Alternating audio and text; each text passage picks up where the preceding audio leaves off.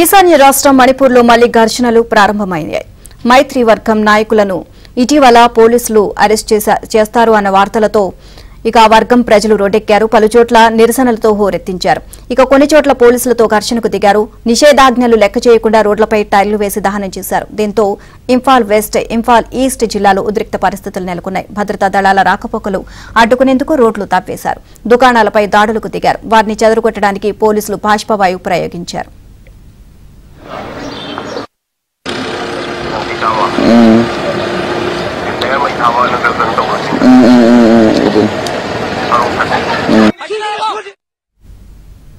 ఇంఫాల్లో అనేక మంది యువకులు ఒంటిపై పెట్రోల్ పోసుకుని ఆత్మాహుతి చేసుకుంటామని బెదిరించారు.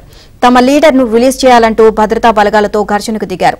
ఇంఫాల్ ఈస్ట్ జిల్లా ఖురై లాలాంగ్లో ఏరియాలో ఓ బస్సుకు నిరసనకారులు నిప్పుపెట్టారు.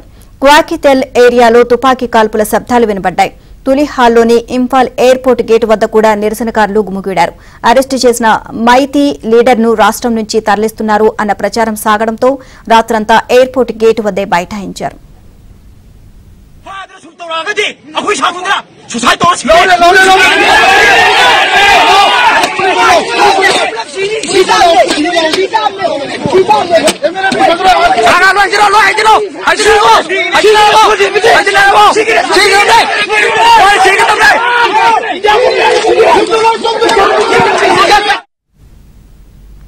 అనేక చోట్ల పోలీసులు టియర్ గ్యాస్ ప్రయోగించారు. పలుచోట్ల లాఠీ చార్జీలు చేశారు. ఓ చోట జరిగిన లాఠీ చార్జీల్లో ఒకరు మృతి చెందగా పలువురు గాయపడినట్లు తెలుస్తోంది.